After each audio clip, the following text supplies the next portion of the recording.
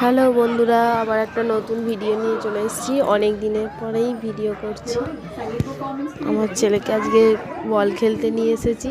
এই যে খেলার মাঠ, আর অচেনা লোকের সঙ্গেই খেলছে। এই যে হ্যালো গাইস, এখন আমি খেলছি দাদুর সঙ্গে।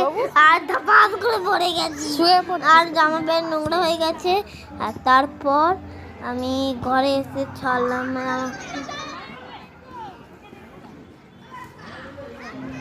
তারপরে এই যে বল ঘুরাচ্ছে, আবার যাচ্ছে, আবার বল ঘুরাচ্ছে।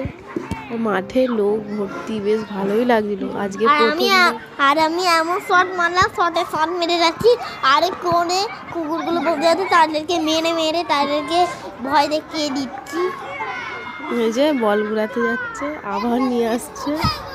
আর ওই ভালোই মজা লাগছিল বল।